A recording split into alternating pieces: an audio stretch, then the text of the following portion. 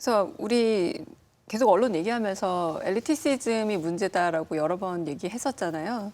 근데 어떤 점에서는 참 엘리티시즘은 무너뜨린 게 종편이 아닌가라는 생각도 듭니다. 뭐냐면 정치 영역이라는 게 생각보다 굉장히 지루하고 엘리트적이고 좀 우리 일상생활과 거리가 멀어 보이는 영역이었는데 정치 오락가라고 말씀하셨는데 정치를 완전 예능화해서 그냥 본격적인 정치 대담 프로그램도 많지만 거의 다 예능화된 프로그램이고 그리고 저는 이제 그렇게 시사 대담 프로그램에 나오신 패널 분들도 보면 전문성보다는 좀 더 선정적인 부분에서 주목도를 높이는 방향으로 가고 있는데 사실 이게 우리가 예능에서 좀 우려했었던 예능의 폐해를 고스란히 정치 예능 쪽에서 보여주고 있는데 이게 이제 반 엘리티시즘으로만 가면 좋은데 저는 아예 반지성주의로 가는 것 같아요. 선정성을 가장 큰 목표로 두고 그 부분에서 눈에 띄는 요소들을 전부 다 끌어들이다 보니 결국은 엘리티즘의 반대로서 어떤 평준화되고 대중적인 어떤 정보 창구 역할을 하는 게 아니라 아예 좀 혐오감을 불러일으키는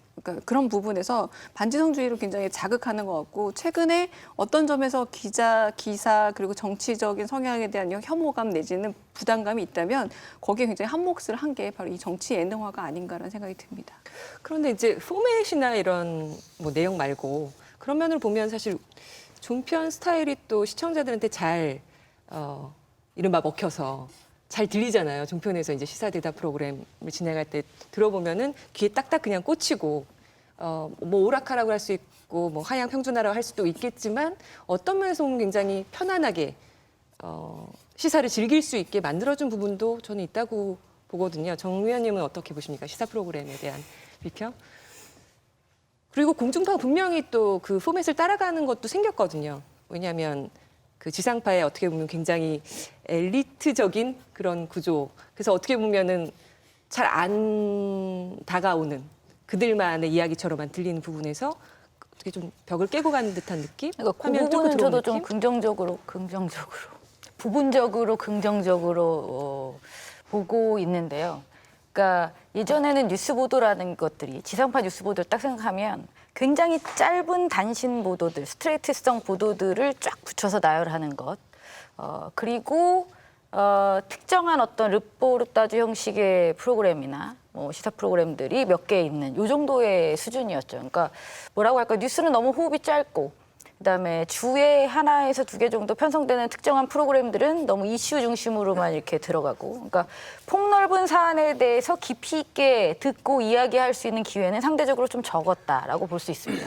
근데 종편이 어쨌든 이제 그 부분은 많이 이제 깨준 부분들이 있죠. 형식적으로 여러 사람들이 모여서 한 사안에 대해서 이게 깊이 있다는 표현을 네, 일단 쓰겠습니다. 깊이 있게 장시간 논의를 하는 어쨌든 포맷은 이제 그런 것들이 안정적으로 구현되고 있는 모습을 보았던 겁니다. 그리고 그게 시청자들에게 또 호응을 얻었고요. 그래서 그 방식을 일부 지상파 프로그램에서는 또 차용한 것으로 알고 있고 저는 일단 그러한 방식은 긍정적으로 평가할 수 있을 것 같아요. 그러니까 특정한 사안에 대해서 짧게 그냥 정보 하나를 툭 던지고 가는 것이 아니라 좀 그 앞뒤 맥락이나 전후 사정이나 뭐 이런 것들을 좀 같이 이야기할 수 있는 것. 요 자체는 요 포맷은 이제 긍정적으로 평가할 수 있겠습니다만 이제 그런 같은 이야기를 하더라도 누가 나오느냐, 과연 그들이 저 이슈에 대한 전문가이냐라는 문제가 있을 수 있고요. 그다음에 이제 그들이 대화를 나누는 데 있어서 특히 이제 편향성 문제가 많이 제기가 됩니다. 근데 저는 사실 시사대담 프로그램, 문제가 되고 있는 종편의 일부 시사대담 프로그램에 있어서의 가장 중요한 문제는 편향은 아니라고 생각합니다. 그러니까 왜냐하면 이제 현대사회에서 발생하는 여러 가지 정책적인 결정이나 아니면 사건을 보더라도 이게 납작한 건 없거든요. 굉장히 입체적입니다. 어떻게 보면 또 이렇게도 볼 수 있고 저렇게도 볼 수 있고 그리고 어떤 결정이 옳은 것 같지만 옳지 않은 부분도 있고, 그러니까 다시 말씀드리자면 절대적으로 옳은 선이나 뭐 옳음 막 이런 것들은 존재하기가 힘들다는 거죠. 그러면 어떤 결정을 내렸다고 하더라도 아니면 결정을 하는 과정이라고 하더라도 아니면 발생한 사건에 대해서라도 굉장히 다양한 시각들이 같은 자리에서 논의될 필요가 있다. 그렇다면 저는 보수적인 가치를 지향하는 그러한 편향성을 지닌 언론사가 존재할 수 있다. 그리고 그 언론사가 방송 내용 아니면 뭐 언론의 보도의 어떤 내용을 그러한 가치관에 입각해서 일정 정도의 편향성을 가지고 보도할 수도 있다고 생각합니다. 그렇게 그런 어떤 가치들이 충돌하고 여기에서 이제 논의 토론을 하고 여기서 꼭 그러니까 결론이 날 필요는 없는 것이죠. 보통 이제 나는 이 의견을 가지고 있는데 반대를 한다. 그럼 우리가 이제 끝까지 토론을 해서 누군가를 꼭 이겨야만 되는 건 아닌 거죠. 왜냐하면 판단은 결국은 시청자들이 하는 겁니다.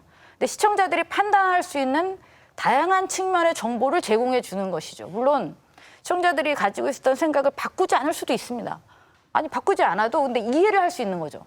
내 입장과 반대되는 입장을 가진 사람이 이러한 측면도 있을 수 있다라는 것을 이해하는 것만으로도 저는 굉장히 긍정적인 성과라는 생각을 합니다. 그래서 지금 종편에서 다수의 시사대담 프로그램들은 이러한 부분에서 편향이 문제가 아니라 이제 품질이 문제가 되는, 그러니까 편향을 드러내는 방식이 너무 저열하고 저급하고 심지어 거짓말을 하기도 하고 논리는 존재하지 않고 왜곡과 가장이 춤을 추고 뭐 이런 방식으로 이루어지고 있기 때문에 이제 문제인 것이지 저는 편향 자체가 문제는 아니라고 생각합니다. 그래서 그런 측면에서 제가 높게 평가하고 싶은 것은 MBN의 어떤 판도라나 그다음에 또 TV조선인가요? 채널의 외부자들? 외부자들도 있고 저 강적들도 저는 그러니까 초기의 강적들이 그랬던 것 같지는 않습니다만 물론 제가 이 프로그램을 매회 보는 건 아닙니다. 근데 이제 간혹 이제 보면 제가 볼 때 상당히 입체적으로 그러니까 반대되는 입장을 가진 사람들이 나옵니다. 뭐 3명, 4명, 뭐 2명이 나오기도 하고 그래서 이야기를 하는데 안정적이고 차분하게 화를 내거나 소리를 지르거나 욕설을 하지 않고 아주 차분하게 논리적으로 이야기를 합니다. 그러면 이게 나도 모르게 설득이 당하는 거죠. 그러니까 주장이나 입장을 바꾸지는 않더라도 이해가 가는 겁니다. 그럼 야당의 입장에 이러한 측면이 있을 수 있다. 여당이 이것을 강행하는 게 이러한 이유 때문이구나. 라는 것이 정말 이해가 되는 겁니다. 그러니까 일부 프로그램들은 그러한 기능을 충분히 수행하고 있는 것도 사실인 것 같습니다. 그 채널의 다양화가 컨텐츠의 다양화가 되면 제가 기억나는 것 중에 하나가 1990년대 초에 SBS가 개국을 하면서 막장 드라마라는 장르가 처음으로 이 지상파 방송계에 들어왔어요. 그러니까 다양화돼서 더 많아진 건 맞지만 일종의 하향화가 된 겁니다. 평균적으로. 근데 저는 시사 대담 프로그램도 역시 굉장히 양적으로 많아진 것도 맞지만 좋은 프로그램 예시로 들었지만 저는 그게 얼마나 시청률이 나올까라는 좀 의구심도 들어요. 만약에 굉장히 강렬한 어조를 쓰는 저는 약간 서커스에 가깝다라는 생각을 합니다. 거의 자기 재능을 논리적인 진행 방식보다는 외향적인 부분과 내지는 목소리 톤과 그리고 사용하는 어휘의 강렬성을 통해서 정체성을 드러내고자 하는 분들이 등장해서 거의 서커스와 다를 바 없는 어떤 일종의 장기자랑처럼 보이기도 하는데 이것이 다양한 콘텐츠를 늘렸다라고 할 수 있을 것인지 아니면 다양한 콘텐츠이긴 하지만 질적인 측면으로 봤을 땐 또 없었던 새로운 하나 영역을 개척하긴 했습니다만 그 부분에 대해서는 좀 질적인 토론은 좀 있어야 되지 않을까라는 생각은 듭니다. 그 부분 동의하는데 막장 드라마는 안 좋아하시나요? 저는 막장 드라마가 많은 비난을 받고 문제가 되지만 존재 의미는 충분히 있다고 생각합니다. 맞아요. 뭐 중요한 부분은 아니니까. 네. 정미정 박사님 얘기하셨듯이 이제 정치 편향성 문제를 보통 시민단체라든가 반대 세력에서 많이 제안하는데 맞는 말이지만 그게 문제의 본질이 돼버리면 누구나 다 편향성 시비에 시달려요. 편향을 일정하게 가질 수밖에 없다. 라고 하는 건 용인하는 게 맞다라고 보거든요. 다만 그 편향적인 결론이나 편향적인 시각을 드러내는 방식이 충분하지 못한 근거에 기초를 두고 있거나 말씀처럼 지나치게 저급하면 그게 훨씬 더 심각한 문제를 낳는 거죠. 저는 종편이 바로 그 문제를 정확하게 안고 있다라고 보고요. 정치 대중화의 과정이 바로 그 문제를 낳았다라고 봐요. 그러니까 아까 엘리티시즘 얘기하셨는데 엘리트주의에는 좋은 면과 안 좋은 면이 있는 거잖아요. 엘리트주의의 좋은 면은 질적으로 높은 수준과 그다음에 책임감이 있다는 거고 안 좋은 면은 너무 깔아본다라는 거잖아요. 이거를 엘리트주의 안 좋은 면을 해소하는 방법이 탈권위주의인데 자신의 권위를 내려놓고 대중과 함께 하겠다 이건데 뭔가 딱딱한 내용을 좀 더 부들부들하게 만들겠다라는 거잖아요. 근데 이것도 두 가지 방향이 있어요. 그러니까 정치를 친숙하게 만들어주는 것과 정치를 값싸 보이게 만드는 방법이 있어요. 정치를 친숙하게 만드는 건 이해 가능하게 만드는 형태고 정치를 값싸게 만드는 건 누구나 다 손가락질하게 만드는 방법이라는 거죠. 혐오. 정치를 친숙하게 만들면 참여를 늘립니다. 근데 정치를 싸 보이게 만들면 정치 혐오를 만들어내요. 굉장히 다른 효과가 나타나요. 실제로 논문이나 이런 데를 살펴보면요. 우리가 종편 많이 보시는 분들이 정치 지식이 굉장히 높을 것 같잖아요. 아니에요. 유용한 정치 지식은 외려 떨어지는 효과가 나타납니다. 정치에 대한 관심이나 말은 많은데 실질적으로 민주적 시민으로서 갖춰야 될 식견과 충분한 정보를 갖춘 채 선택하지 못하는 현상이 나타나요. 되게 역설적이죠. 정치 드라마가 아니 정치 시사 뉴스 보도가 늘어나는데도 불구하고 한국 민주주의와 정치의 대중화에 기여하지 못한다라고 하는 말이 나올 수밖에 없는 이유가 여기에 있는 겁니다. 이봉 그게- 팀장님 생각은 네 들어보고 이봉 팀장님 먼저 네. 네, 지금 뭐 시사대담 프로그램, 종편발 시사대담 프로그램을 우리가 얘기하고 있는 것인데 이게 굉장히 특이한 포맷을 가지고 있습니다. 최소 2명, 많을 때는 한 대여섯 명까지. MBN 같은 경우에는 정말 많을 때 7명도 나오십니다. 이 2명에서 한 대여섯 명 가량의 전문가라 불리우는 패널들을 섭외해서 많은 이슈들, 정치 이슈만 다루는 것도 아니고 연애도 다루고 스포츠도 다루고 가지각색의 이슈를 다 다룹니다. 그런데 이 포맷이 특이한 이유는 통상적으로 그 전에 우리가 봐왔던 시사 토론 프로그램하고는 완전히 다르다는 것이죠. 그렇게 많은 전문가들이 나와서 특정한 이슈를 가지고 토론을 하는 것이 아니라 보도 기능을 합니다.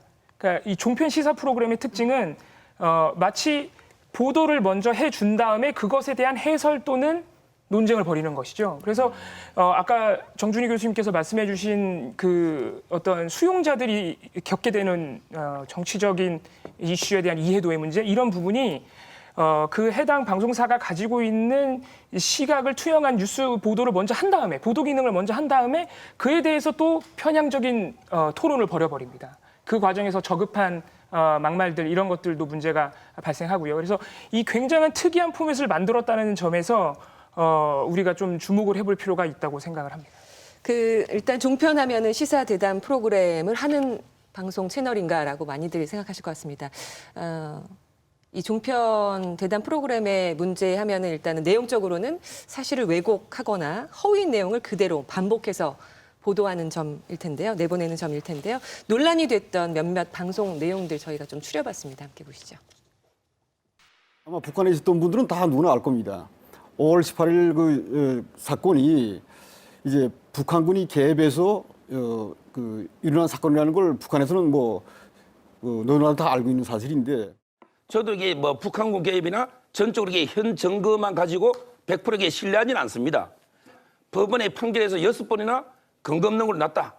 그럼 이게 더 이상 진상조사할 필요 없잖아요. 근데 진상조사법에 보면 북한군 개입 여부에 대해서 진상조사 항목에 있거든요.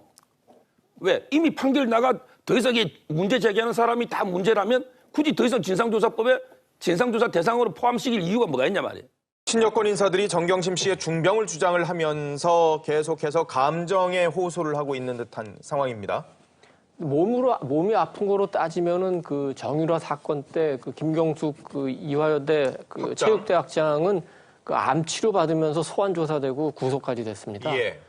억울한 걸로 따지면 대통령직 잃고 그 구속까지 된 그 박근혜 대통령보다 억울하겠습니까? 가장 시선을 끌었던 사진은 이건 것 같습니다. 역사책에서나 볼 법한 백마를 타고 백두산에서 김정은 위원장이 오랜만에 모습을 드러냈습니다. 저는 이게 제일 궁금했는데 김정은 위원장이 우리의 조국 장관 이슈가 끝나기를 바랬다는 듯이 저렇게 바로 사진을 공개했단 말이죠. 네, 아주 절묘한 말하자면 타이밍인데 조국 장관 얘기가 우리 언론이나 대한민국 사회에서 화두가 될 때 북한은 아주 잠잠했습니다. 그런데 이거 끝나기가 무섭게 마치 기다렸다는 뜻이 백두산에 나타나서 저렇게 뭔가 미국을 향해서도 포문을 열고. 네, 김정은 북한 국방위원장이 마음을 어떻게 그렇게 다 알고 계시는지. 방송 내용 최욱 씨 어떻게 보셨어요? 재밌어요? 재밌죠? 네? 뭘 얻을 수 있을까? 우리가 일단 시사 대담 프로그램이잖아요. 아이고 왜 사람 푹 빠져 있는데 갑자기 말하라고. 네. 보기에는 되잖아요, 솔직히. 네, 부모님한테 효도도 해주는 방송들이고. 네. 근데 그게 문제인 것 같아요. 뭐냐면 팩트를 전달하는 게 아니라 스토리텔링을 하고 있단 말이에요. 이야기를 재구성해서 팩트 전달이 목적이 아니라 마지막에도 조국 사태 이후라는 제목이었어요. 그것에 대한 분석 보도처럼 보였지만 조국 사태 이후 정경심 교수의 병환, 오히려 정유라 쪽 그 참고인이 훨씬 더 아팠다. 이런 말 그대로 스토리텔링을 해가고 있거든요. 그러니까 놓여진 어떤 사실들에 대한 건조한 전달로서의 뉴스 역할을 하는 게 아니라 말만 뉴스지 여기서 얘기하고 있는 건 일종의 내러티브들을 만들어서 스토리텔링하고 있기 때문에 가장 문제는 저거는 스토리텔링이고 별로 중요한 정보는 없다라고 판단 내리신다기보다는 대개의 저 채널 뉴스 소비자분들이 팩트는 잊어버리고 스토리텔링을 또 기억하시는 거예요. 서사 구조만. 그래서 김정은이 백마를 탔는데 이렇대더라라고 저기서 제공한, 왜냐하면 이야기는 훨씬 더 기억에 잘 남거든요. 어딘가 가서 얘기하시고. 그렇죠. 하기 팩트를 편하고. 우리도 마찬가지잖아요. 팩트를 누군가 이름을 기억하고 사실 전달하기는 더 어렵지만 뭐 이러하더라라고 카더라라고 이야기를 구조를 갖추게 되면 훨씬 더 전달력도 높아지는데 그런 부분에서 전략적이긴 합니다만 의도적으로 스토리텔링을 통해서 팩트를 오히려 좀 옮겨놓는데 굉장히 성공하고 있는, 채널 입장에서 성공하고 있는 것이고 또 반대 입장에서 언론 소비자 입장에서 보자면 너무 스토리텔링이 가미돼서 팩트가 아예 가려진 뉴스니까 뉴스로서의 자격이 좀 떨어지는 게 아닌가라는 생각이 듭니다. 백마. 예, 저널리즘이라고 하는 게 언제나 시대에 따라서 새로운 저널리즘의 양식이 나타나는 거기 때문에 그래서 스토리텔링이 강한 저널리즘들이 탄생하고 있는 거는 사실은 뭐 요즘 나타나고 있는 현상이에요. 근데 그게 말씀하시는 그런 내용처럼 되게 팩트를 위배하면서까지, 사실을 위배하면서까지 이상하게 돌려놓는 이제 스토리텔링이냐, 아니면 정말로 친숙감과 그다음에 해설의 어떤 역량들을 높이는 스토리텔링이냐에 따라서 굉장히 차별점이 있겠죠. 제가 이거 논문도 쓴 적이 있습니다만 사실은 종편이 2010년 이후로, 그러니까 우리나라 미디어 시장에 들어오면서요, 제가 정치를 바꿨다고 얘기했잖아요. 예전에 방송 한번 기억해 보시면 정치인들이, 현재처럼 여야로 나뉘고 있던 정치인들이 지금 하듯이 이렇게 극단적인 발언을 하거나 허위 주장을 하거나 이걸 정치적인 의견의 형태로 포장해서 얘기하는 거 훨씬 작았습니다. 심지어 신문에 얘기할 때조차도 더 그랬고요. 방송은 되게 조심했어요. 말하는 거나. 기자들이나 출연자들 역시 약간의 심할 정도로 답답할 정도의 자기 검열이 굉장히 강했습니다. 그런데 지금 같은 경우 굉장히 막 서로 이른바 뽐뿌질이 돼서 말 그대로 서로 자극이 돼가지고 더 강한 이야기, 허위 주장 이런 것들이 막 나오는 상승 효과를 불러일으키는 현상들이 나타나고 있죠. 왜 이렇게 됐을까라는 거예요. 이게 비단 종편만의 문제일까 아닐까 이건데, 저는 종편이 문제가 있다라고 보는 게 두 가지의 경계를 허물었습니다. 첫 번째, 정치하고 미디어의 경계를 상당 부분 허물었어요. 정치를 친숙하게 해준다는 명분하에 정치를 미디어의 굉장히 중요한 소재로 다 끌어들였습니다. 옛날에는 이게 몇 개의 토론, 몇 개의 뉴스의 영역에 국한됐던 것을 거의 모든 컨텐츠에 정치적인 견해들을 집어넣는 그런 방식으로 이제 바뀌었고요. 또 한 가지, 사람이라는 측면에서도 보면 정치인이 정치 그만두면 미디어하고 미디어 하던 사람들이 정치를 진출하기가 굉장히 용이해졌어요. 이른바 정치 낭인, 미디어 낭인들이 이 공간 안에서 서로 왔다 갔다 하면서 일종의 서클을 만들고 있는 그런 양상입니다. 여기에 나오시는 분들이 정치 진출에 욕망이 많은 분들이고 정치 진출을 나중에라도 하기 위해서 여기 또다시 나오시는 분들이 많고 그들의 정치 지식을 또 활용해가지고 콘텐츠를 만드는 경우가 굉장히 많아졌다는 거예요. 이것의 결과적인 문제가 뭐냐면 지금까지 나오는 것들을 제가 굳이 얘기하자면 이른바 막걸리 비평이에요. 그러니까 막걸리 한 잔 놓고 예전에 한 5, 60대 남성들이 욕하면서 이렇게 하는 정치 해설 이런 식의 것들의 수준의 것들이 나오고 있다는 거죠. 이 어떤 경계가 무너졌냐? 사사로움과 공적인 것의 경계가 무너졌다는 겁니다. 그냥 사적인 관계에서는 그냥 술 한잔 하면서 나올 수 있는 그런 정도의 어떤 스캔들이나 에피소드에 관련된 이야기의 형식이 공적인 것으로 옮겨져 버렸다는 거예요. 공적인 담론의 형태를 바꿔버렸어요. 전 이게 어떤 현상으로 드러나요? 최근에 뭐 김재현 예결위 원장이나 이런 분이 이해찬 대표가 2년 뒤면 죽을 거라며요. 뭐 이런 식의 얘기를 거리낌 없이 하는 거. 이른바 망언들이 나오는 거, 막말들이 나오는 건 바로 술자리에서 아마 그렇게도 농담 삼아서 얘기하실 거예요. 근데 그거는 사사로운 공간에 국한되어야 된다는 생각 자체가 사라지고 있는 거죠. 왜? 공적인 영역에서 자꾸 이런 식으로 얘기하다 보니까. 네. 뭐 이어서 말씀드리자면 정치인들이 그렇게 말하고 있는 것을 종편은 그대로 가져다 씁니다. 그러니까 종편이 잘못한 건 아닌 거죠. 그러니까 이게 참 뭐라고 해야 될까요? 이게 책임을 묻기도 참 힘들어지는데. 서로 쌍생아로 맞물려 들어가는 실제로 정치인이 그렇게 말을 해서 우리는 그걸 찍어서 그 얘기를 계속하는 거죠. 2년 후에 죽는다고 그랬다. 농담이다. 이 얘기를 하루 종일 하는 겁니다. 이게 참 뭐 선순환인가요? 악순환인가요? 상호 강화 효과입니다. 끊임없이 서로 소스를 주고 소스를 확산시키고 뭐 이러한 것들이 계속 벌어지고 있는 것 같습니다. 방송 아까 영상들 보시면서도 뭐 얘기하실 거 있었던 것 같은데요. 네, 근데 정 교수님이 말씀하시면서 제가 뭐였는지 잊었습니다. 그러니까 문제는 대중적 침투력이 너무 높다는 것 같아요. 그래서 사적 영역과 공정이 무너졌으니까 그런 부분에 대해서 뉴스를 취합하고 우리가 선택해야겠다보다는 훨씬 더 자극적이고 대중적 침투력이 높다 보니까 전파력이 높아지고 그래서 이 채널에 대한 충성도도 오히려 높아지고 그리고 충성도 높은 청취자, 시청자층이 모이니까 더 강화되고 말 그대로 선순환이라고 하기 어렵게 악순환이죠. 악순환이 계속 거듭되고 있는데 이 부분에 대해서 저는 저 채널 내부에서 전혀 자정할 의지도 노력도 없을 거라고 보는 겁니다. 왜냐하면 장사가 되게 잘 될 것 같거든요. 그러면 제일 문제는 뭐냐? 저렇게 스토리텔링 되고 말하자면 재구성된 게 때로는 현실을 재구성해서 진짜처럼 퍼지기도 한다는 거예요. 우리가 가짜 뉴스의 위험성을 얘기할 때 가짜라는 걸 알면 문제가 안 되지만 가짜라는 걸 모르는 채로 혹은 상관없다는 식의 유포 과정을 통해서 문제가 되는데 그런 부분에서 굉장히 종편이 혁혁한 공을 세우고 있다는 게 가장 큰 문제가 아닌가 싶습니다. 근데 아까 뭐 백마 관련 이런 거는 장사가 좀 잘 될 것 같은데 5.18 관련 가짜뉴스 저런 거는 장사가 진짜 안 될 것 같거든요. 제 생각에. 이봉훈 팀장님, 그 내용적으로 어떤 것들이 주로 많이 나오는지. 예. 네, 아까 영상으로 확인하신 것은 이미 굉장히 유명하죠. 2013년에 채널A만 그런 게 아니라 TV조선도 함께 했었습니다. 시사탱크라는 프로그램에서. 이 5.18 민주화 운동에 대해서 사회적으로 역사적으로 합의가 끝난 이 사안에 대해서 사실 지금까지도 종편, 특히 TV조선 채널A는 북한군 개입설까지는 아니더라고 하더라도 사회적 합의와는 굉장히 결이 다른 내용을 다루고 있습니다. 뭐 다른 사례들도 뭐 영상으로 확인할 수 있겠지만은 그래서 이 점에서 우리가 확인할 수 있는 것이 그런 비단 5.18 광주 민주화 운동만 그렇느냐. 아까 교수님들께서 말씀해 주신 뭐 그 미디어 낭인들의 사적 영역에서 할 수 있는 막걸리 대담 또 굉장히 재밌으면서 쉽지만 사실 알고 보면은 사실과는 거리가 먼 그런 스토리텔링 그런 것들이 5.18 광주 민주화 운동, 성소수자 문제 또는 세월호 참사 이런 사회적 약자들과 관련된 이슈에서도 마찬가지로 벌어진다는 것이죠. 이게 종편 시사대담 프로그램에서 우리가 볼 수 있는 정말 심각한 이게 정치적 편향성의 문제가 아니라 정말 이것만큼은 물러날 수 없다, 양보할 수 없다. 이것만큼은 우리가 근절해야 한다고 할 수 있는 문제점이라고 할 수 있겠습니다. 아니 그럼 8년 동안 내용적으로 나아지지 않았다고 보십니까? 계속 모니터를 하실 텐데. 글쎄요, 전반적인 경향으로 말을 하자면은 당연히 나아졌다고 할 수 있겠죠.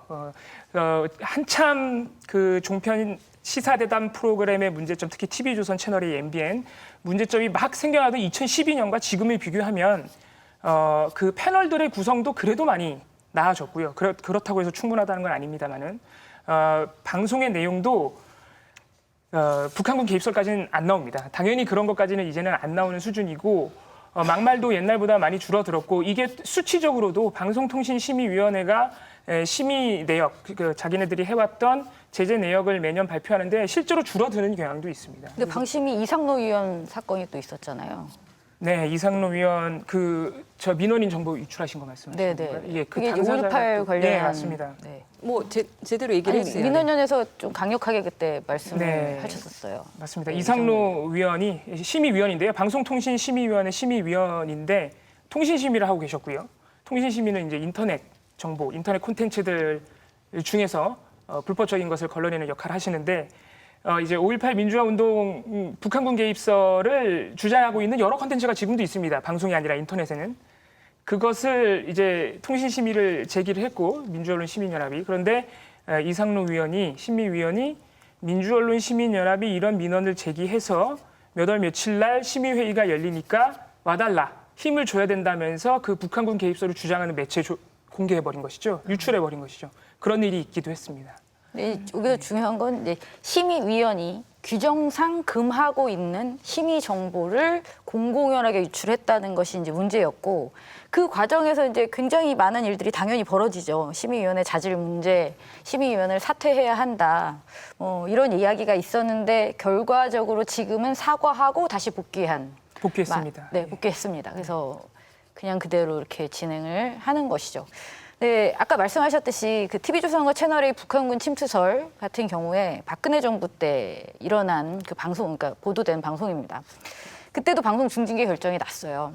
그리고 당시에도 그 유튜브 영상 34건에 대해서 5.18과 관련해서 34건에 대해서 차단 결정을 내렸습니다. 방통위에서.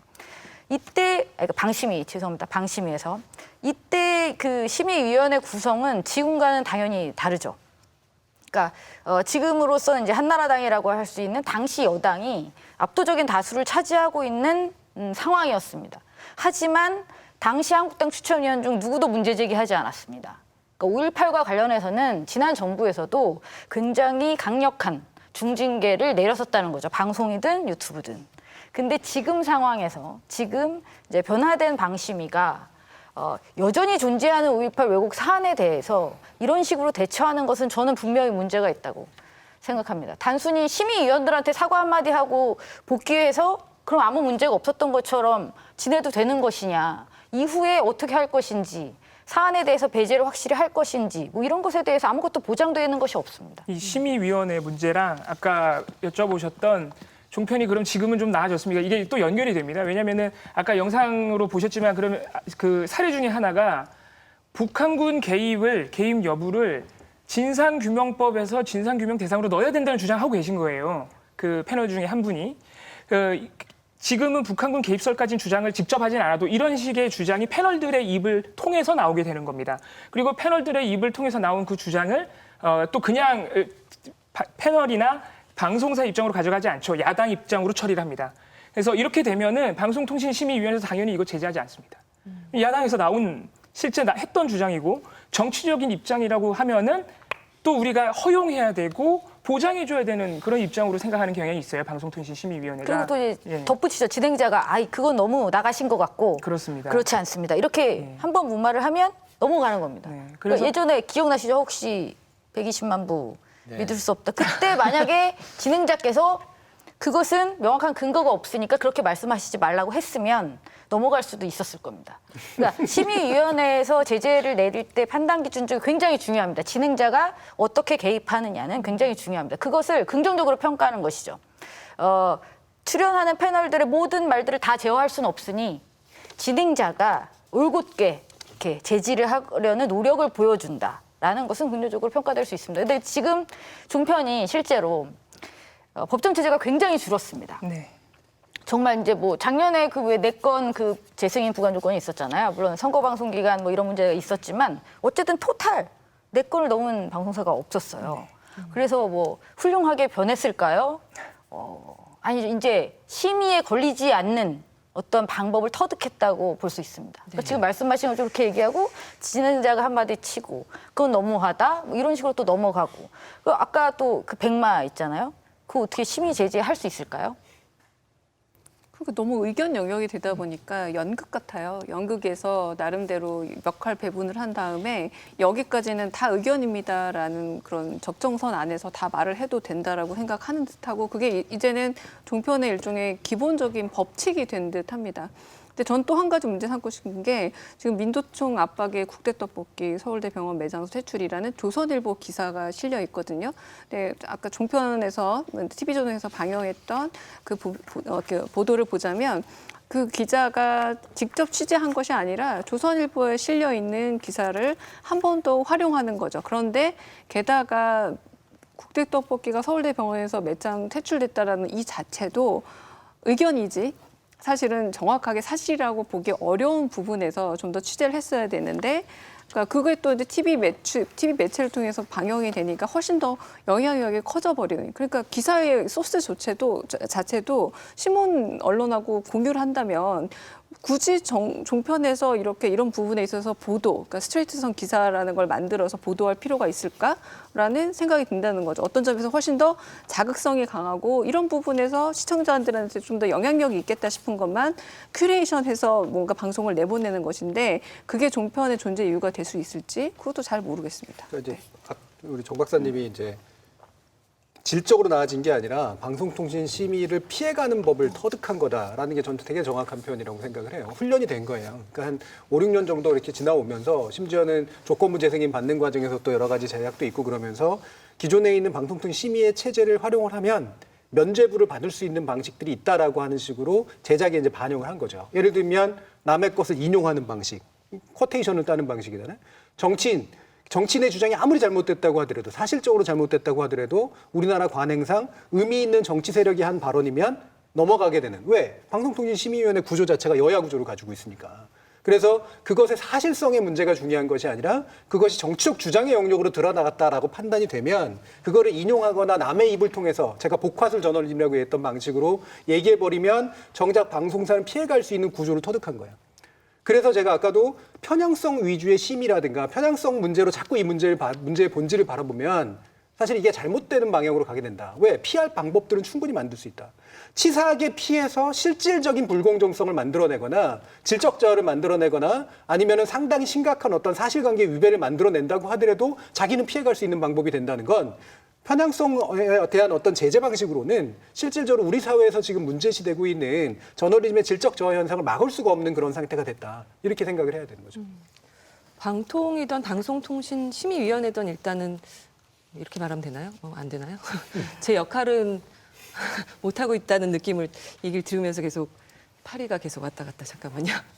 그러니까 그게 왜 그러냐면 방송심의, 통신심의라는 내용 규제라고 하는 게 언론 자유를 위배하거나 표현의 자유를 제약할 수가 있기 때문에 조심스럽게 작동해야 되는 건 맞습니다. 그리고 우리나라 구조상 방송에 지나치게 내용 규제를 적용했던 것 자체도 어느 정도 개선될 필요가 있어요. 그런데 개선의 방향이 명확해야죠. 예를 들면 혐오 표현, 약자에 대한 어떤 모멸, 그렇죠? 양성평등이나 성평등에 어긋나는 어떤 그런 발언들이 막 자연스럽게 나오는 거, 의견이라고 포장된 채 이런 것들은 약자 보호라는 관점에서 제어돼야 될 표현이잖아요. 거기에 대해서 단호한 태도를 보이는 거. 예를 들면 어린아이에 대해서 출연시키는 거 이런 식의 문제 또는 과학적 사실에 위배되는 것들을 마치 괜찮은 스토리인 양 얘기하는 거 사실을 거짓되게 얘기하는 거 이런 것들은 굉장히 심각한 문제를 여전히 안고 있거든요. 그럼 외려 정치적인 의견의 문제에 대해서 지나치게 어떤 것들을 배려하기보다 차라리 이런 식의 명확하게 우리 사회에서 문제시 되고 있는 것들을 더 우선순위로 올리는 작업들을 일단 해야 되는 거고요. 두 번째로 방송통신위원회나 방송통신심의위원회 다 여야 구도로 만들어져 있어요. 국회 추천과 대통령 임명을 통해 가지고 대체로 3대2, 7대4 이런 것들을 만들어주는 구조를 가지고 있다 보니까 실제로 이들 사이에서 정치적으로 올바른 합의를 이끌어내는 방식이 아니라 양쪽이 한 방씩 자기가 가지고 있는 것들만큼 배치해주면 되는 거. 예를 들면 여야 1대1로 만들어주면 내용이 아무리 후져도 인정이 되는 거. 왜? 그게 타협 가능성을 훨씬 더 높이는 방식이 된다는 거죠. 그래서 합의가 질을 높이는 것이 아니라 합의가 질을 외로 떨어뜨리는 그런 식의 구조를 가지고 있는 것도 심각하게 한번 고민해 봐야 됩니다. 네, 종편 시사대담 프로그램 이야기 나눠보고 있는데요. 예전에 이 시사대담 프로그램 종편에서 연출했던 전직 PD들의 이야기를 저희가 저널리즘 토크쇼 취재진이 좀 만나봤습니다. 이야기 함께 들어보시죠. 종편이 초기 출범할 때 이왕이면 지상파하고는 뭔가 다른 걸 보여줘야겠다라는 그런 욕심이 있어서 외국의 시사대담 프로그램을 비슷하게 모방해서 해보자. 그래서 이제 이른바 토크쇼 형태의 시사 대담 프로그램이 우후죽순으로 생겨나게 됐고요. 연출 현장에서는 어떤 일들이 좀 있었는지 사례를 좀 말씀해 주신다면. 사실 저희는 매일매일 전쟁이라고 표현을 하는데 아이템을 정하고 하는 게 사실 쉽지가 않거든요. 그러면 아침부터 작가들하고 모여서 어떤 것들이 시청률이 더 잘 나오는 조금 더 자극적인 뉴스를 보여줄 수 있을까라는 걸 초점 맞춰서 아이템을 선정을 하고 거기에 따라서 이제 출연자 세팅을 하는데 더 신나게 얘기해 줄 수 있는 사람을 찾다 보니까 이제 그 사람의 백그라운드는 전혀 고려가 되지 않는 거죠. 정치에 대한 부분들이 가장 많이 나오던데 시청률에 좀 영향이 있나요? 정치 같은 경우는 정치적 이벤트가 계속 터질 때 그걸 종합편성 채널에서 이제 마치 경마 중계하듯이 그렇게 보도를 해주면 시청률이 그렇게 증가하는 패턴이 있더라고요. 시청률 실시간 집계표가 있었어요. 그걸 보면서 이제 관심 있는 앵커가 지금 몇 퍼센트 몇이냐고 계속 물어봐요. 생각보다 시청률이 잘 안 오르는데요. 그러면 이제 앵커가 흥분해가지고 더 시청률을 올리기 위해서 마치 경마 중계를 하듯이 그렇게 하는 경우가 제법 있었어요. 시청률이 잘 나온 프로그램이면 와서 상금을 현금으로 줘요.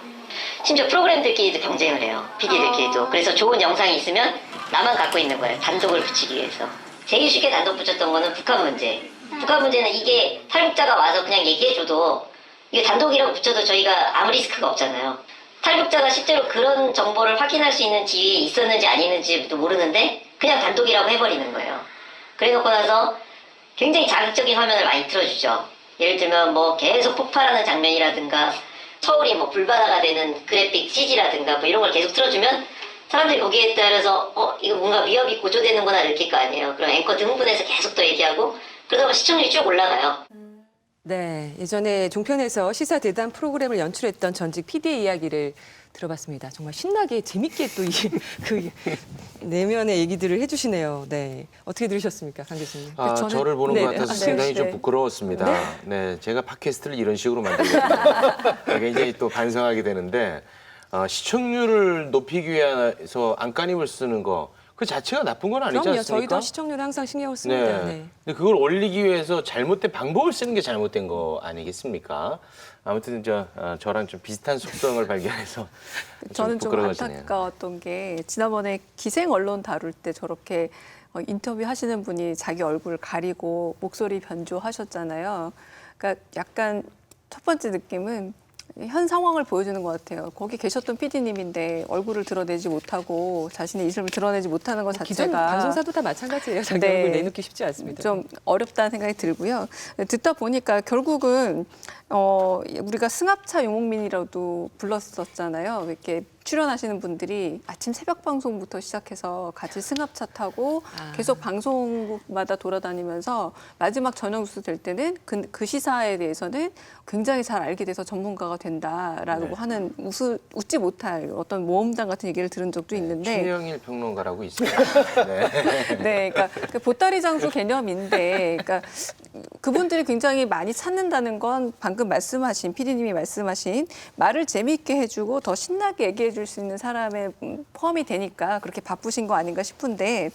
시청률을 계속 실시간으로 검수하고 그리고 사인을 주고받으면서 실질적으로 보답도 받고 하는 거 보면 홈쇼핑 채널하고 무슨 차이가 있나 싶은 거예요. 계속해서 전화 얼마나 오는지 콜수 확인하고 그래서 인센티브처럼 많이 팔면 많이 가져가는 구조라면 홈쇼핑 채널에서 물건을 판다면 그럼 과연 이 지금 종합편성 채널의 시사 프로그램 PD는 뉴스를 파는 것인가?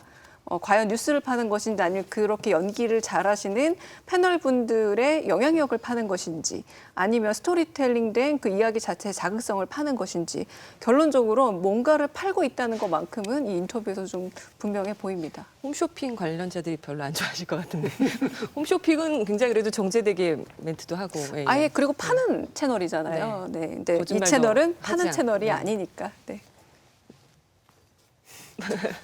그러니까 이게 미디어 논리라고 하는 게 있어요. 그러니까 우리 카메라빨 뭐 이렇게 얘기하듯이, 그러니까 괜찮아 보이는 외모인데도 카메라에 나오면 왜 안 좋아 보인다든가 이런 것처럼 매체가 가지는 독특한 속성이 컨텐츠를 더 돋보이게 만들기도가 아니기도 하거든요.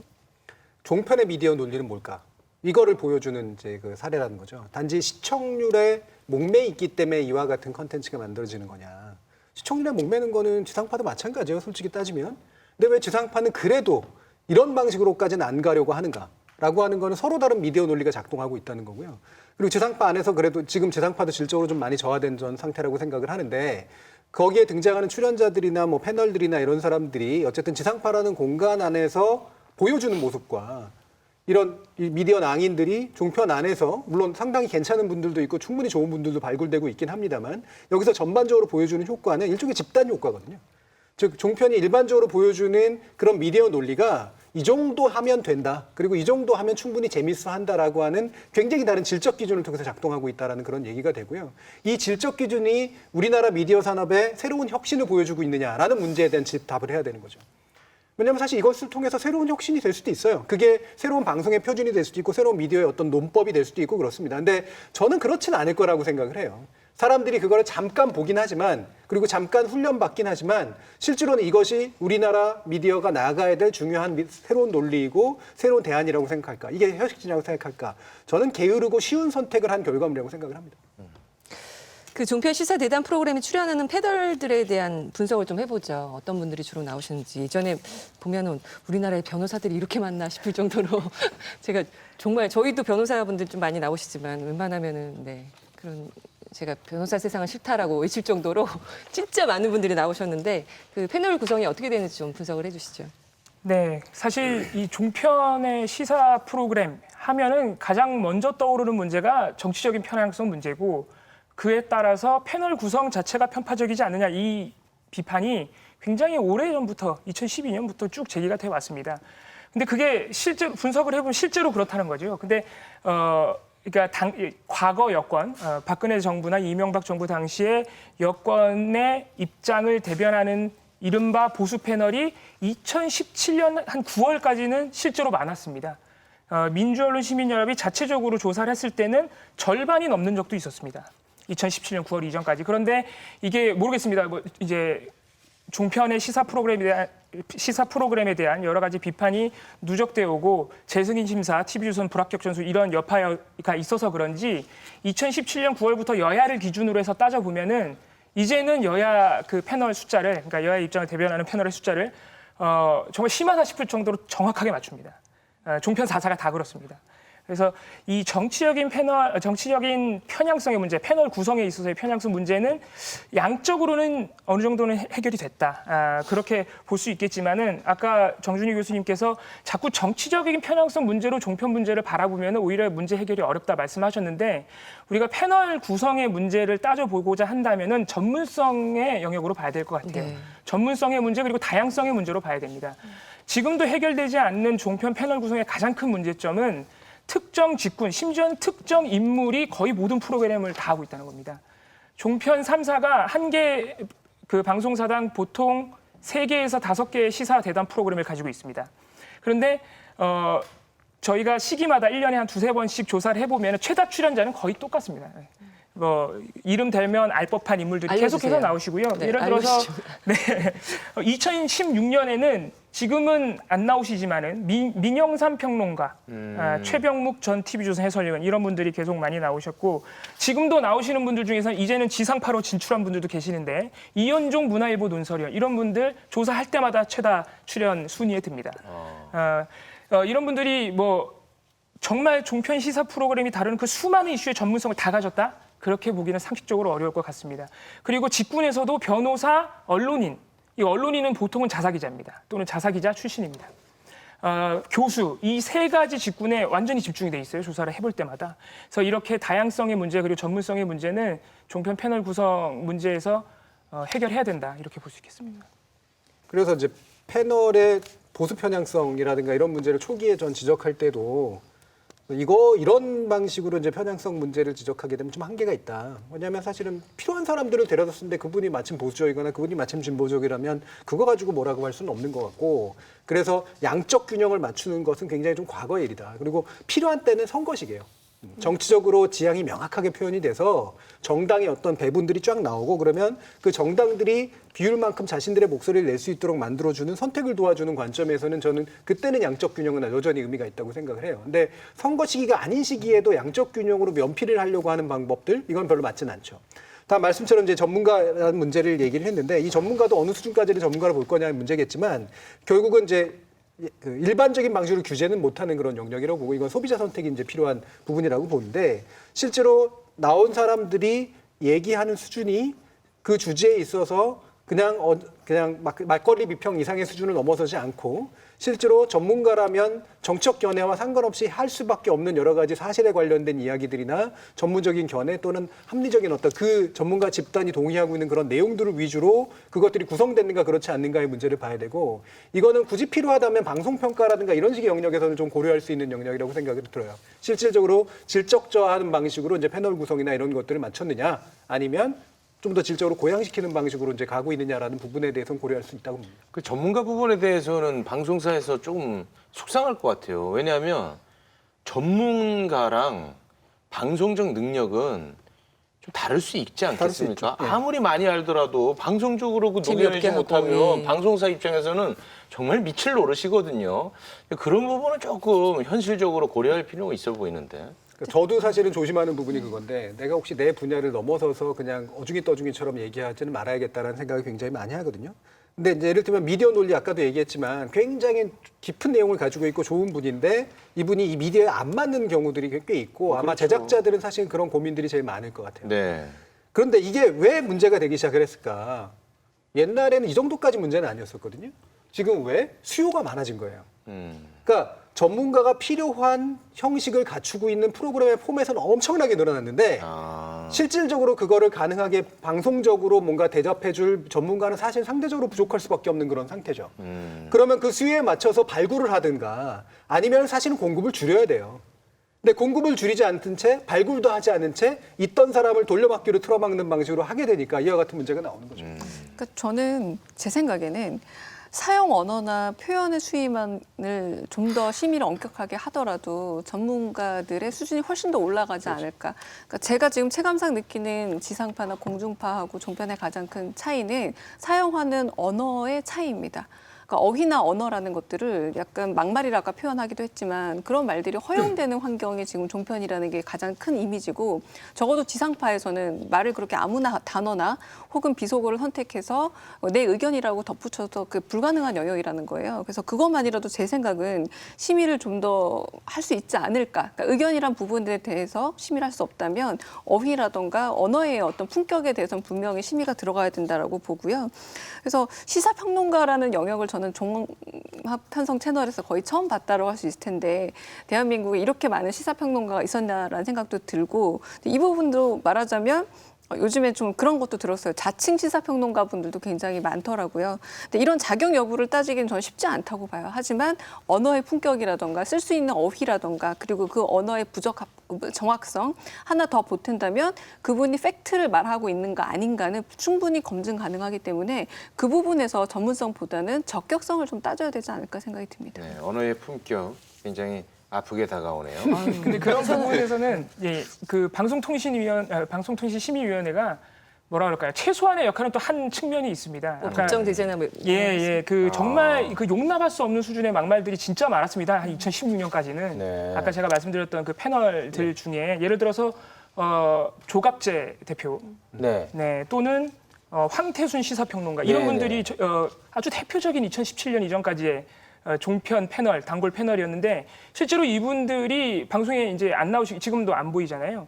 안 나오시게 된 가장 큰 이유가 방송통신심의위원회에서 제재를 너무 많이 받았습니다. 그래서 그런 측면에서 너무 심각한 막말의 수준은 어느 정도 지금은 제어가 되고 있는데 다시 말씀드리자면 사실 이 모든 문제점이 이 패널 돌려막기 또는 전문성 문제가 다시 이 종편 시사대담 프로그램이라는 아주 특이한 틀, 그 포맷으로 다시 문제가 돌아갑니다. 아까 제가 한 개 방송사당 3개, 5개 있다고 말씀드렸는데 그 데일리예요. 다 매일매일 하는 방송입니다. 심지어는 아침 9시에도 합니다. 이렇게 되면은 당연히 방송 프로그램을 제작하는데 공을 들이기 힘들고 이슈를 선정할 때나 다루는 측면에 있어서 검증하기도 당연히 소홀할 수밖에 없고 그렇다 보면은 패널의 개인기에 기대해야 되거든요. 그래서 이런 본질적인 차원을 해결하기 위해서는 결국에는 시사대담 프로그램의 이 포맷의 편성비율을 줄이는 것밖에는 답이 없다. 이렇게 생각할 수 있겠습니다. 네, 꼭 데일리라고 소홀하게 만드는 건 아닙니다. 예, 죄송합니다. 제가 그런 차원에서 슈퍼라이브 진행자로서 굉장히 불편한 발언이네요. 죄송합니다. 데일리지만 시간이 짧잖아요. 네. 그리고 저기 그 팀이 요일별로 다 나눠져 있고 분업화돼 있고 굉장히 또 체계적으로 열심히 합니다. KBS는 더 잘해야 되고요. 지금 종편 얘기하면서는. 네. 그 종편의 시간도 막 심의 관련해서 아까 이렇게 말씀하셨던 일부 예전에 선수들이 지금 좀 교체가 됐잖아요. 그리고 이제 적은 인원으로 지금 종편의 여러 가지 프로그램들을 돌려막고 있는데 그러니까 결론적으로 말씀드리면 살아남은 분들입니다. 그러니까 그 심의의 어떤 그 틀 안에서 어떻게 해야 될지를 체득한 분들이 지금 살아남은 거죠. 네. 그러니까 그전 분들은 제어가 안 됐어요. 이렇게 하니까 법정 제재를 받았는데 그러니까 방송사에서 이제 컨트롤이 안 되는 거고 심의위원회에서는 그렇습니다. 그러니까 반복적으로 특정한 패널이 계속 문제를 일으킬 경우에 출연 정지를 요청할 수 있다고 되어 있습니다. 그러니까 그게 이제 강요를 할 수는 없지만 방송사 입장에서도 더 이상 그 부담을 질 수가 없는 거죠. 그래서 이제 어느 정도 교체가 된 측면이 있고요. 강 교수님께서 심의를 엄격하게 이제 언어적인 측면에서라도 해야 되지 않냐라고 말씀하시는데 제가 볼 때는 지금 심의위원회에서 하고 있는 수준보다 더 강하게 하기는 힘들 것 같습니다. 이미 그 정도는 이제 잡아내고 있고요. 그리고 제가 말씀드리고 싶은 거는 편향보다 품질의 문제라고 말씀드렸듯이 그 품질을 과연 심의할 수 있을까요? 저 아까 막장 드라마 얘기를 잠깐 언급했었는데 막장 드라마가 보통 수준이 떨어지는 물론 뭐 다 그렇다는 건 아니지만 그런 경우가 되게 많이 있습니다. 그러면 개연성도 없고 수준이 너무 떨어지고 심지어 연기도 못하니까 심의 제재를 할까요? 그게 심의 제재의 대상이 되기가 힘든 거죠. 그러니까 품질이 떨어진다는 이유로 제재를 하기는 굉장히 힘듭니다.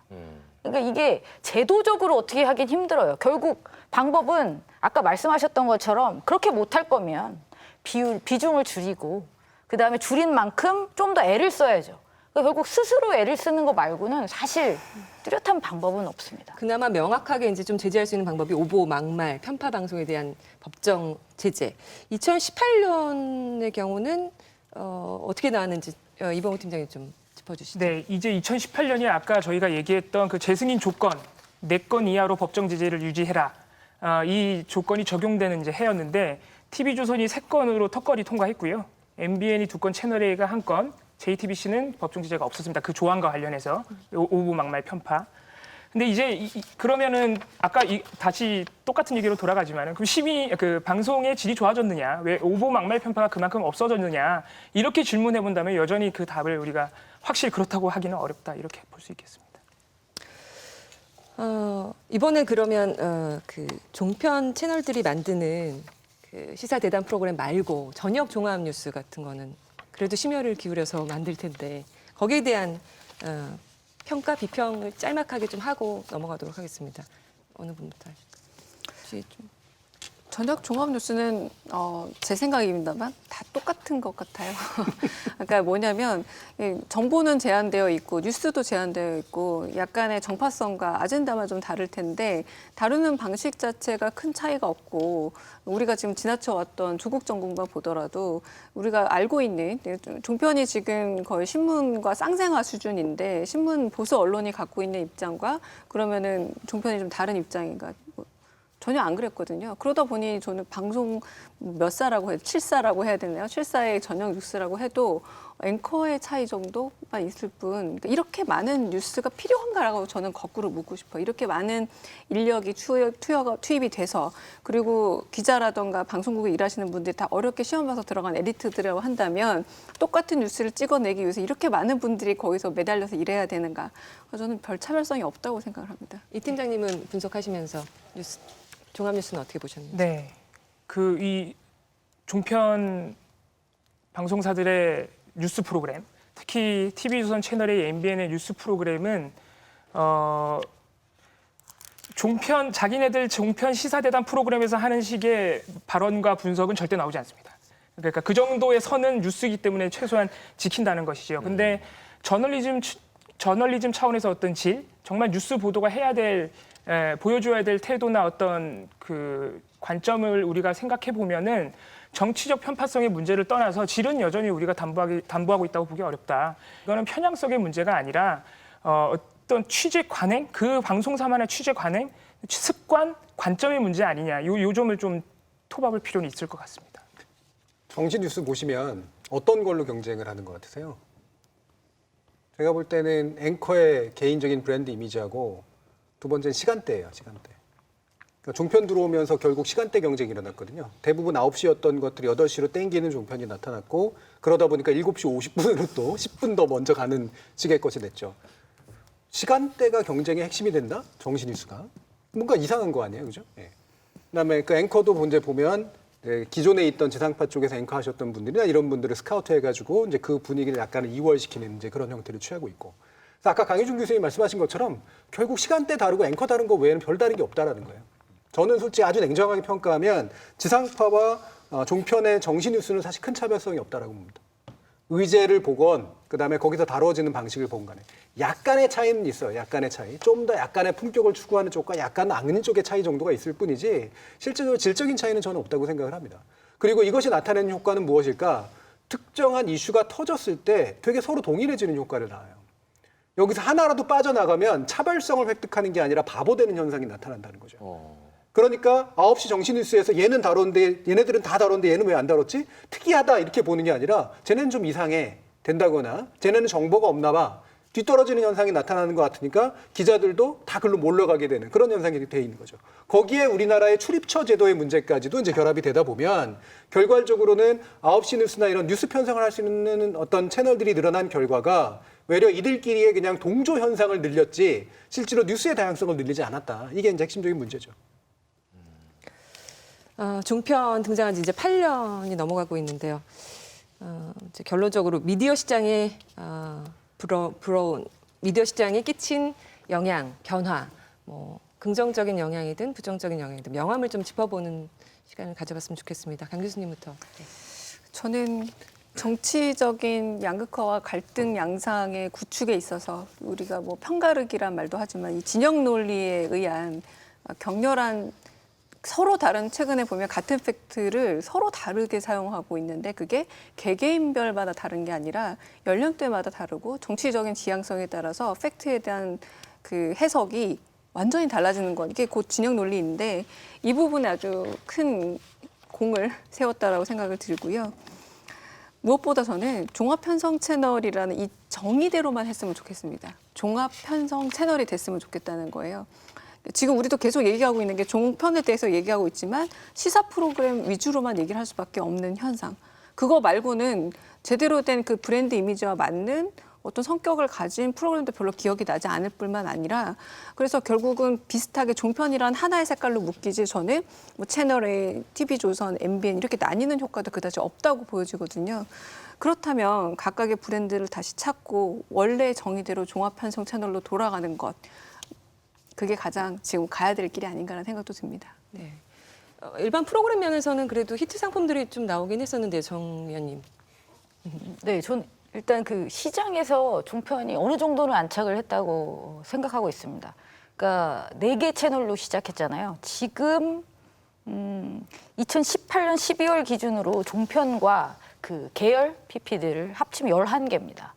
그러니까 4개가 아니죠. 물론 승인 채널은 4개지만 뭐 예를 들면 JTBC 말고 JTBC2, JTBC3, JTBC 골프도 있고요. 4도 있고 그다음에 채널 A가 있다면 채널 A 플러스가 있고 MBN이 있으면 MBN 플러스 뭐 이런 식으로 해서 채널이 되게 많아졌어요. 그러니까 전체 PP에서 차지하고 있는 비중이 늘어났다고 볼 수가 있는 거고요. 그리고 이 종편 4개 회사의 매출액이 전체 PP 사업자 기준으로 해서 지금 2018년 기준 31.3%입니다. 전체 유료방송 채널들 중에 31.3%를 이 종편 4개 사업자와 계열 PP들이 이제 차지하고 있는 거죠. 그러니까 다시 말씀드리자면 물론 이제 이익을 내느냐의 문제하고는 이제 좀 다릅니다. 하지만 종편 4개사와 계열 PP가 전체 PP 사업자, 그러니까 채널 사용 사업자 중에 30%가 넘는 비중을 차지하고 있다, 매출액이. 그리고 이 종편 4개 중에 43.4%를 JTBC가 차지하고 있습니다. 그러니까 정리를 해서 말씀드리면 JTBC는 정말 이 시점에서 현재 시점에서 말씀을 드리자면 괄목할 만한 성장을 보여주고 있다라고 볼 수 있고요. 또 이제 미래도 또 밝아 보입니다. 그러니까 저희가 이제 종편 이렇게 한꺼번에 그룹 지어서 이야기하기에는 채널별 차이가 커졌다는 것을 다 느끼실 거라고 생각합니다. 그러니까 JTBC는 이제 어느덧 우리는 좀 다르게 취급하는 경향도 좀 있었죠. 근데 실제로 시장에서의 매출액을 기준으로 말씀을 드리더라도 다릅니다. 그리고 우리가 최근에 뭐 기억나는 어떤 드라마, 뭐 스카이캐슬 또 뭐가 있을까요? 그거밖에 없나요? 밥 잘 사주는 예쁜 호텔 델루나. 호텔 델루나는 TVN. 밥 잘 사주는 예쁜 누나. 아, 네. 밥 잘 사주는 예쁜 누나. 네. 그것도 그렇고 뭐 냉장고를 부탁해. 뭐 예능 프로그램도 그렇고 성공한 프로그램들이 좀 있습니다. 그래서 저는 이 중앙그룹에 대한 말씀을 좀 드리고 싶어요. 그러니까 이 중앙그룹이 CJ하고 굉장히 유사한 형태의 변화를 꾀하고 있습니다. 그러니까 CJ 같은 경우가 이제 멀티플렉스를 가지고 있잖아요. CGV가 있고 그다음에 컨텐츠 제작 투자를 하고 있는 CJ ENM이 있습니다. 이렇게 크게 이제 2개의 기업으로 CJ 그룹이 콘텐츠 사업을 하고 있습니다. 근데 이제 중앙그룹이 2015년에 메가박스를 인수를 했습니다.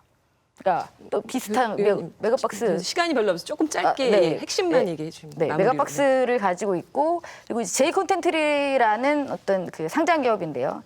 이 기업이 굉장히 많은 그 콘텐츠 제작에 뛰어들고 있다는 것이죠. 그리고 실제로 성과도 많이 내고 있고요. 해외에서의 어떤 성과라든지 이런 부분들도 많이 내고 있고 그리고 지금 이 메가박스 같은 경우도 앞으로 성장 가능성이 있기 때문에 이 콘텐츠 업계에 있어서 기존에 새롭게 등장하지 않았던 정말 새로운 플레이어의 등장이라고 이 중앙 그러니까 JTBC를 중심으로 하는 이 제 컨텐츠를 언급할 수 있을 것 같습니다. 다른 그러니까 3세계의 종편이 JTBC만큼만 하면 그러면 어느 정도는 좋게 지금은 봐줄 수 비교의 대상이 될 수 없을 정도로 정도로. 갭이 벌어진 거죠. 전체 투자 차이가 엄청나게 컸어요. 네 개사의 매출 중에 40% 이상을 JTBC가 지금 가지고 있는 거니까. 걔네만 살아남는다고 막.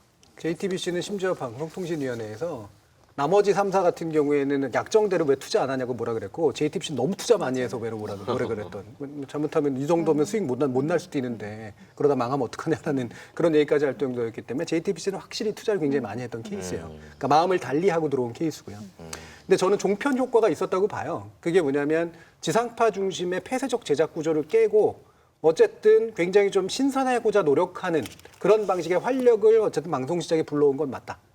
그게 왜 그렇다고 보냐면 제가 TVN 얘기했습니다만 실제로 재밌게도 CJ ENM 계열의 대표적인 오락 채널인 TVN 같은 데가 종편이 승인되기 이전의 TVN의 모습은 완전히 그냥 되게 작은 정도의 어떤 오타쿠들 모인 듯한 그런 식의 되게 저렴한 채널이었었어요. 그런데 종편이 등장한 이후로 사실 보면 TVN이 마치 제5의 종편인 것처럼 행동을 하고 있잖아요. 뉴스를 안 하고 있을 뿐이지. 왜 이 시기에 이런 일이 일어났을까? 핵심은 이제 투자가 일단 활성화되기 시작을 했다는 거고 그 과정에서 지상파에서 사람들이 빠져나왔다는 겁니다. 그러니까 제가 이거를 창의성의 이동이라고 표현을 썼었는데 지상파의 괜찮은 제작 인력들이 지상파에서 더 이상 못 견디고 바깥으로 빠져나왔고 그게 외주 제작사를 가거나 종편이나 이런 식의 것들로 들어가면서 그 효과가 CJ ENM 계열까지도 투자가 있는 데는 사람이 모여드니까 가게 된 거예요. 그래서 어느 정도는 지상파 위주로 창의성이 몰려져 있던 것이 기타의 어떤 채널들로 약간 확산되는 효과가 있었고 게다가 플러스 알파까지 있었던 거죠. 지상파는 규제가 굉장히 많기 때문에 그리고 약간 폐쇄적 구조기 때문에 시도할 수 없었던 걸 외곽에서 시도함으로써 뭔가 JTBC 같은 혁신이나 TVN 같은 혁신 같은 것들은 일부 만든 것들은 분명히 있다고 볼 수가 있습니다. 근데 이와 같은데 왜 지상파에서 빠져나갔을까 이거예요. 돈 더 많이 줘서? 맞긴 하죠. 초기에는 투자가 있었으니까. 핵심은 지상파가 그때 손을 꽁꽁 묶여 있었다는 겁니다. 이를테면 사장이나 이런 사람들이 제대로 된 경영 마인드를 가지고 미디어의 위기를 극복하려고 한 게 아니라 그리고 공영방송의 사장들이 공영방송의 어떤 책무를 수행하려고 했던 게 아니라 그냥 정치적인 관점에서 밑에 있는 제작 인력들이나 어떤 보도 인력들을 완전히 그냥 실력과는 상관없이 배치해버린 그런 식의 문제들이 있었죠. 거기에서 파업도 그랬지만 도저히 해결될 기미가 안 보이자 그 비슷한 시기에 만들어진 종편이나 기타 투자처로 빠져나가기 시작을 했던 겁니다. 그게 이제 무너지는 굉장히 중요한 계기가 됐어요. 또 하나 묶여 있는 게 뭐냐? 바로 규제 불균등성이에요. 이를테면 아까도 제가 얘기했지만 특혜 문제를 얘기하는 게 종편은 뉴스나 보도를 할 수 있으면서도 공정성에서 상당히 약한 어떤 규제를 받았고요. 실제로 그러면 안 되는데. 그다음에 주상파 옆에 바로 시간대를 채널 번호대를 줬잖아요. 이건 엄청난 특혜를 준 겁니다. 그러니까 지나다니면 걸려 보일 수 있는 건데 기껏해야 지상파하고의 차이가 있다는 건 뭐냐면 지상파는 지상파 주파수를 활용하니까 일부 유료 방송이 안 닿는 데에서 볼 수 있다는 정도를 제외하면 대도시권에선 다 볼 수 있어요. 그러니까 그 정도 채널 번호대면 지상파하고 아무런 차이가 없는 특혜를 가지고 있다고 볼 수가 있습니다. 심지어 그건 지상파가 만들어낸 특혜죠. 지상파 블록이 만들어낸. 그러면 그런 방발기금이라고 얘기하는 기금을 내야 돼요. 기여금을 내도록 돼 있습니다. 왜냐하면 일정한 독점 사업을 하는 거니까. 그런데 초기에 방송통신발전기금도 면제시켜줬었어요. 네. 지상파는 뜯기고 있는데 안 뜯긴 거죠. 그다음에 중간 광고 지상파 못하는데 중간 광고 처음부터 하게 해줬습니다. 요약하자면 기본적으로 특혜는 거의 지상파 이상으로 가지고 있는데 의무는 지상파보다 훨씬 적고 외래 일반 케이블 채널하고 거의 유사한 형태였었어요. 예를 들면 케이블의 기본 패키지에 들어갈 수 있도록 만들어준다거나 이런 식의 문제까지 있었고 심지어는 광고를 직접 판매할 수까지 있었습니다. 현재 지상파는 미디어 랩 제도를 이용해서 간접적으로 뿐이 못 팔기 때문에 괜찮은 컨텐츠를 만들어도 광고주를 유인하기가 굉장히 안 좋아요. 결합 판매를 해야 되니까. 못하는 채널들과 함께 해야 됩니다. 근데 여기 같은 경우에는 1411이라고 표현은 하지만 실질적으로는 신문과 함께 묶어가지고 판매를 할 수 있어요. 이 광고 판매가 정말로 이들이 가지고 있는 시청률만큼 줄까요? 아닙니다. 신문의 영향력까지 다 같이 고려하면서 이런 미디어 그룹에게 영향력을 보고 대규모 광고주가 돈을 주는 그런 방식을 취하게 된 거예요. 그러다 보니까 결과적으로는 사실은 살아남을 수 없었던 경제적인 관점에서 보면 누군가는 퇴출될 수밖에 없었던 구조에서 여전히 남아있는 이유는 바로 이렇게 한편으로 지상파의 손을 묶어놓고 다른 한편으로는 온갖 특혜들을 이용해서 살아남은 거죠. 그것의 결과가 뭐냐? 우리나라의 광고거래 질서, 우리나라의 어떤 공정거래 질서, 미디어 시장에 있어서의 질서 이런 것들을 굉장히 훼손시킨 상태가 됐고 이거를 다시 좀 건전한 상태로 되돌리는 게 굉장히 어려운 상태가 됐다는 겁니다. 이게 굉장히 부정적이라는 거죠. 결국 특혜로 지금 이게 안정적인 현재가 왔다. 근데 그리고 지금 논의되는 게 그런 거잖아요. 그럼 특혜를 회수하자. 그리고 이제 클 만큼 컸고 할 만큼 했고 그래서 이제 의무 편성, 의무 송출부터 지금 없애자라고 하면서 자유한국당은 거의 구호를 내지 종편을 지켜야 한다라고 하고 있고 지금 이건 어떻게 될까요? 할 수 특히라고 있을까요? 얘기되는 것들의 상당 부분이 이제는 좀 사라진 측면도 좀 있긴 있습니다. 예를 들면 방송통신 발전기금 뭐 매출액 기준으로 내도록은 돼 있고요. 근데 사실 실질적으로 매출 규모라든가 이익 규모라든가 게 작기 때문에 그렇게까지 큰 문제가 안 되고 사실은 번호대 문제인데 안착됐기 때문에 이 번호대에 대해서도 사실은 더 이상 문제 제기를 하기가 좀 어려운 상태예요. 왜냐하면 이거는 유료 방송 입장에서 뭐 많이 보는 애들이니까 지상파 옆에 붙이려고 하게 되는 거죠. 근데 사실 원래대로라면 이거 비싼 값에 팔아야 되거든요. 이 채널 번호 때는. 근데 외려 그거보다는 컨텐츠 대가를 그냥 종편한테 주는 형식으로 가고 있기 때문에 이 거래 관계가 유료 방송하고 종편 사이에서 정확하게 거래 관계가 만들어진 게 아니라 종편이 거래 우위에 서 있는 상태에서 만들어진 것. 이거를 지정할 필요는 있다라고 하는 거고요. 그다음에 이거 말고 제가 광고 거래에 관련된 측면들은 분명히 규제로 풀거나 바꿔야 된다라고 봅니다. 적어도 지상파하고 종편이라고 하는 게 비슷한 광고의 판매 형식들을 가지면서 랩을 통해서 하건 아니면 랩 자체를 없애가지고 기본적으로 경쟁력 있는 채널들이 좀 더 좋은 광고를 가져갈 수 있게 만들건 간에 이런 방식으로 뭔가 공정한 거래의 어떤 장들을 만들어주는 것이 일단 기본적으로 필요하고 그리고 나야 이제 이른바 공정 경쟁이라는 게 이루어지고 그 상태에서 못하는 사람들은 자연스럽게 퇴출되도록 만드는 구조. 이게 돼야 된다는 거죠. 이봉우 팀장님도 마지막으로 종편과 이제 미디어 시장의 미래 계속 분석을 하고 계시니까 내용 분석을. 지금 이 시점에 와서는 오늘 우리 이야기의 시작도 MBN의 자본금 편법 충당 문제였지만은 그 계기로 해서 지금까지 우리들이 살펴봤던 사실 종편은 반칙과 특권으로 탄생했다고 해도 과언이 아니거든요. 지금 얘기를 많이 했지만은 그런데 한 번도 그거를 되돌아보지 않았던 겁니다. 유관기관도 되돌아보지 않았고 정부도 되돌아보지 않았던 것이죠. 그래서 이번 MBN 의혹을 기점으로 해서 전반적인 종편이 가지고 있는 특권과 반칙의 문제를 승인 취소를 하느냐 마느냐의 문제가 아니라 이제는 한 번 다 훑어보고 갈 때가 됐다는 것입니다. 그것만큼은 반드시 이루어져야 되는 시점이 왔고 그것을 기점으로 해서 종편 방송사들도 각사 스스로가 얼마나 종합 편성 채널로서의 역할을 하고 있느냐, 공적인 역할을 언론으로서 당연히 해야 되는 공적인 역할을 얼마나 하고 있느냐를 반성해보고 고칠 점은 고쳐나가야 되는 시기가 분명히 왔다고 생각을 합니다. 그리고 더불어서 특히 보도와 시사 영역에서의 저널리즘 문제는 오늘 우리가 얘기했던 여러 문제점들을 반드시 한 번은 고치고 가야 된다. 이렇게 생각하고 있습니다. 시청자들이 의견을 많이 해주셔야 될 것 같은데 최욱 씨도 마지막으로 방송통신위원장님 또는 방송통신심의위원장 위원장님한테 그래도 한 말씀 부탁을 드려주시죠. 네. 위원장님, 잘 지내시죠? 찾아뵀어야 되는데 죄송합니다. 많이 바쁘실 텐데요. 이것저것 생각하고 고민하지 마시고 법과 제도에 따라서 항상 판단을 내려주시기 바라겠습니다. 고맙습니다. 어떻게 팟캐스트 관련돼서는 제재 이런 거 없죠? 아직 그건 방송으로 들어가 있지 않죠. 네. 언젠가 수면 위로 올라오겠죠, 거기도? 계속 일을 만들어내지 마세요. 네, 더 하실 말씀 없으시면 마무리할까요? 네. 이 질문을 드리려 하는데요. 종편의 탄생으로 인해 이 미디어 시장이 어지러진 책임 누구한테 지어야 하나? 어떻게 생각하십니까, 정 교수님? 전 1순위는 정책 담당자라고 생각하고요. 2순위는 종편이라고 생각하고 3순위는 사실은 지상파도 포함된다라고 생각을 합니다. 무슨 말이냐? 첫 번째 정책 담당자는 온갖 미사역으로 당시에 종편의 효과라든가 이런 것들을 실질적으로는 정치적인 것들이 훨씬 더 컸음에도 불구하고 경제적 효과가 있는 것으로 포장해서 거의 밀어붙이듯이 해가지고 만들어낸 제도예요. 이 제도가 지금까지 바뀌지 않았거든요. 다시 말하면 현재 미디어의 혼란상을 만들어낸 제도라는 뜻입니다. 이거는 정책 입안자가 미디어 산업에 대한 정확한 이해의 토대를 둔 채 우리나라 미디어 산업의 변화 방향까지 고려하면서 굉장히 탄력적인 좋은 시스템을 만드는 데 할애하기보다 특정 언론사가 먹고 살 수 있도록 만들어주는 그런 구조 속으로 들어가게 만들었다. 정책 담당자, 당시 정책 담당자들의 몫이고 이거를 풀어야 되는 것도 역시 지금의 정책 담당자들이라고 생각을 하고요. 두 번째로 종편은 바로 그 과정에서 특혜를 통해서 성장했고 그리고 나서 자신이 얻은 지위는 이제는 너무나 당연한 거라 모든 것을 내놓을 수 없다라는 식으로 그리고 자신에 대해서 공정거래를 요구하고 공정한 시장의 질서를 요구하는 목소리에 대해서는 언론을 탄압하고 정부 비판적인 언론에 대해서 재갈을 물리려고 한다라는 거의 뭐 정당에 있는 사람이나 할 법한 그런 식의 정치적 언사들을 쓰고 있다라고 하는 것, 대단히 비겁하다라고 하는 거고요. 공정한 경쟁에 노출이 되면 됩니다. 그리고 자기 할 책임, 의무 다하면 되는 거고요. 세 번째, 왜 지상파의 문제를 대하느냐? 지상파가 비록 아까 제가 말씀드렸던 것처럼 규제에 묶여 있었고 손발이 묶여 있었고 정치적으로 좀 잘못된 어떤 환경 속에 놓여져 있었던 것은 맞지만 실제로 지상파의 폐쇄적 엘리트 구조, 다시 말하면 종편이 처음 만들어졌을 때 거기에 대해서 정치적으로도 문제를 제기를 했었지만 사실은 되게 낮은 눈으로 바라봤어요. 니들이 해봤자 얼마나 하겠냐. 그리고 니들이 우리와 같은 엘리트를 쫓아갈 수 있겠느냐라고 하는 그런 식의 오만함으로 바라봤던 것들은 분명히 있거든요.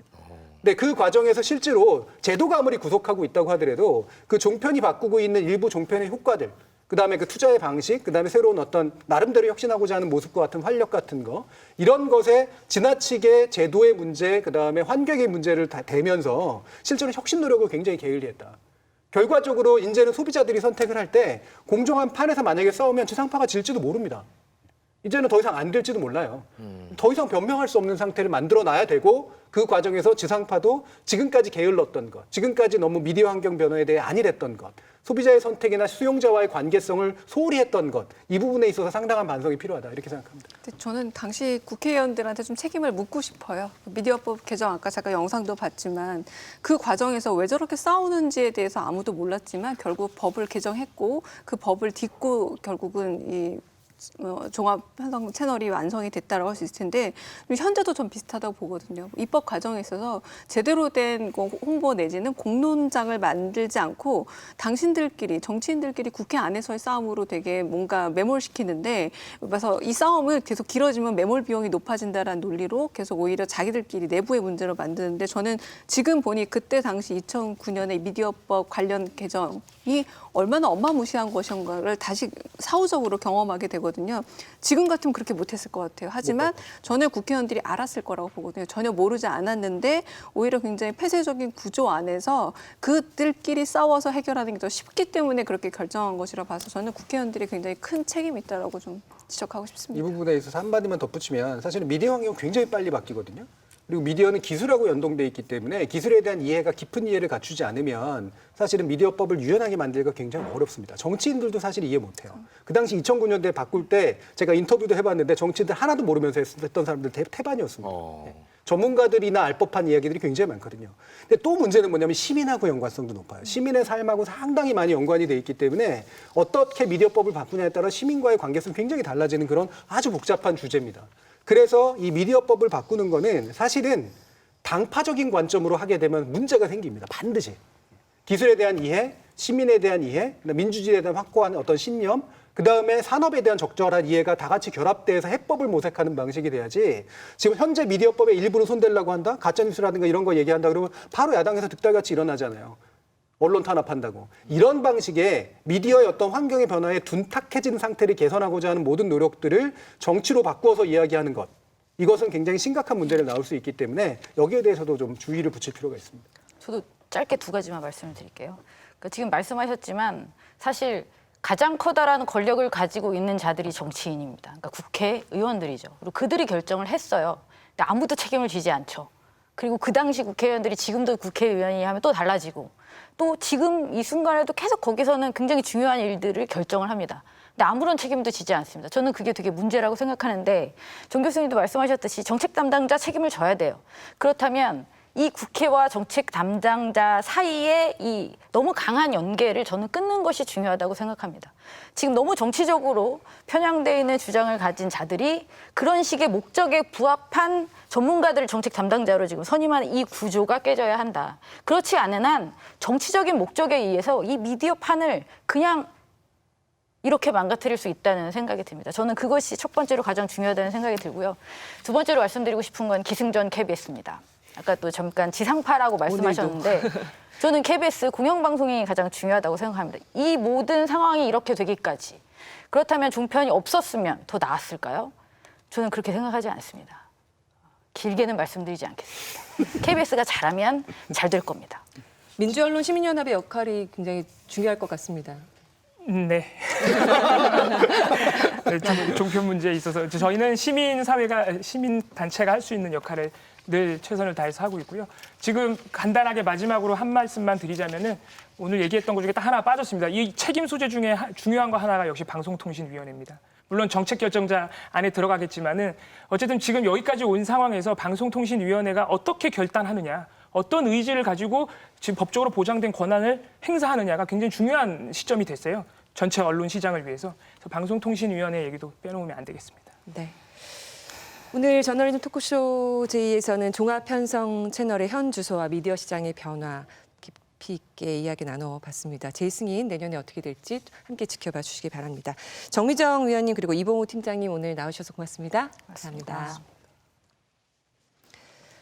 네, 저널리즘 토크쇼 제2 오늘 저희가 준비한 내용은 여기까지입니다. 이 방송은 KBS 1TV, 마이케이, 웨이브, 유튜브 그리고 페이스북을 통해서도 만나실 수 있습니다. 언론의 관행은 여러분이 바꿀 수 있습니다. 다음 주도 일요일 밤 9시 40분에 찾아뵙겠습니다. 고맙습니다.